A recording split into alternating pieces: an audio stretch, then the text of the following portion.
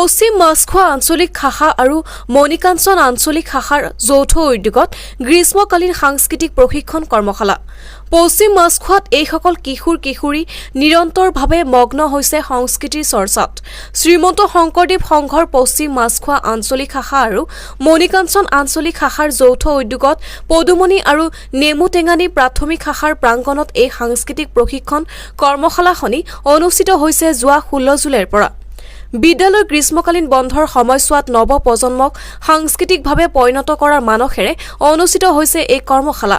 পশ্চিম মাছখোৱা আঞ্চলিক শাখা আৰু মণিকাঞ্চন আঞ্চলিক শাখাৰ যৌথ উদ্যোগত অনুষ্ঠিত হোৱা এই গ্ৰীষ্মকালীন মনোজ্ঞ কৰ্মশালাত অঞ্চলটোৰ অৰ্ধশতাধিক প্ৰশিক্ষাৰ্থীক শংকৰী লোক কৃষ্টি, প্ৰসংগ আৰু বৰগীত আদিৰ প্ৰণালীবদ্ধ প্ৰশিক্ষণ প্ৰদান কৰি থকা হৈছে। সংঘৰ প্ৰশিক্ষকৰ দ্বাৰা প্ৰশিক্ষণ দিয়া এই কৰ্মশালাখনি অহা 27 জুলাই পৰ্যন্ত অব্যাহত থাকিব বুলি জনাইছে সংঘ বিষয়ববীয়াসকলে। শ্ৰীমন্ত শংকৰদেৱ সংঘৰ মণিকাঞ্চন আঞ্চলিক শাখা আৰু পশ্চিম মাছখোৱা আঞ্চলিক শাখাই আয়োজন কৰা এই শংকৰী সংগীতৰ কৰ্মশালাত আমাক নিমন্ত্ৰণ কৰিলে আৰু আমি আহি মই আপ্লুত হৈছোঁ যে দুয়োখন আঞ্চলিকৰ শিশুসকল, আইসকল, বাপসকলে এই প্ৰশিক্ষণত অংশগ্ৰহণ কৰিছে। তেখেতসকলে এটা বৃহৎ মহৎ লক্ষ্য আগত ৰাখি এই অনুষ্ঠান কৰিবলৈ লৈছে আৰু তাৰ ভিতৰত বৰগীত, শংকৰী নৃত্য আৰু তাৰ পাছতে লগতে আৰু প্ৰসংগৰো অন্যান্য শিতানসমূহ তেখেতে ৰাখিছে আৰু প্ৰতিটো বিষয়তে তেখেতসকলে বৰ সুন্দৰভাৱে অংশগ্ৰহণ কৰিছে আৰু ময়ো সুখী হৈছোঁ যে শিশুসকলক এনেধৰণে শিকাবলৈ পায়। তেওঁলোকক ইতিমধ্যে মাটি আখৰা প্ৰায় 40খন আৰু ইতিমধ্যে বৰগীতৰ দুভাগ, কৃষ্ণ নৃত্য আৰু ঝুমুৰা নৃত্য এইখিনি সম্পূৰ্ণ কৰিছোঁ। দুভাগ বৰগীত, আইসকলেও দুভাগ বৰগীত ইতিমধ্যে শেষ কৰা হৈছে। তেখেতসকলে পাৰিছে, অংশগ্ৰহণ কৰিছে আৰু এই ভিতৰুৱা অঞ্চলসমূহত শ্ৰীমন্ত শংকৰদেৱ সংঘৰ এই প্ৰচেষ্টা সদায় আদৰণীয় আৰু শ্ৰীমন্ত শংকৰদেৱ সংঘই এইটোৱেই কামনা কৰিছে যে এই ভিতৰ অঞ্চলৰ এই শিশুসকলৰ লগতে সকলোৱে যাতে শংকৰী সংগীতৰ সুন্দৰ চৰ্চা কৰিব পাৰে আৰু সেই উদ্দেশ্য আগত ৰাখি তেখেতসকলক আমন্ত্ৰণ কৰি মই ইয়াত উপস্থিত হৈছোঁ।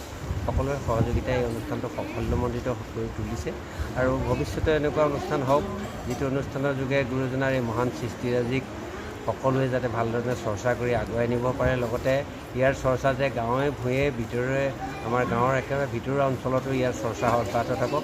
শিশুসকলৰ বৌদ্ধিক বিকাশৰ লগতে আধ্যাত্মিক বিকাশ হওক এই কামনা নিশ্চয় কৰিছোঁ। জয় গুৰু শংকৰ। আমি শ্ৰীমন্ত শংকৰদেৱ সংঘৰ ঢকুৱাখানা জিলা শাখাৰ অন্তৰ্গত মণিকাঞ্চন আঞ্চলিক আৰু পশ্চিম মাছখোৱা আঞ্চলিক শাখাৰ যৌথ উদ্যোগত এলানি গ্ৰীষ্মকালীন সাংস্কৃতিক প্ৰশিক্ষণ কৰ্মশালা অনুষ্ঠিত কৰি আছোঁ। যোৱা 16 জুলাইৰ পৰা 27 জুলাইলৈকে আমাৰ এই কৰ্মশালা চলি আছে।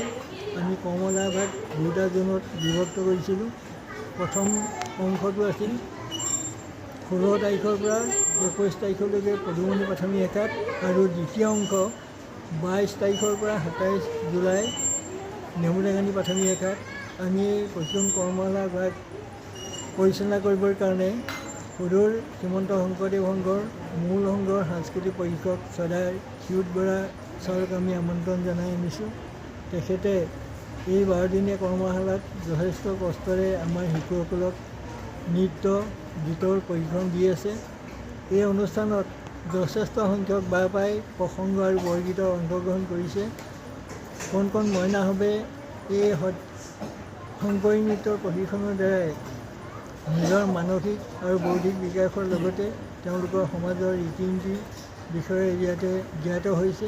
আমি আশা ৰাখিছোঁ এই প্ৰশিক্ষণৰ দ্বাৰাই তেওঁলোক যথেষ্ট উপকৃত হ'ব আৰু অনাগত দিনত পুনৰ আমি এনেদৰে প্ৰশিক্ষণ অনুষ্ঠিত কৰি তেওঁলোকৰ ভৱিষ্যতে আৰু উৎসাহী কৰাৰ লগতে শংকৰী নৃত্যৰ তেওঁলোকক অলপ উন্নত ধৰণে প্ৰশিক্ষণ ল'বৰ কাৰণে আমি ব্যৱস্থা কৰিম। কৃষ্ণ।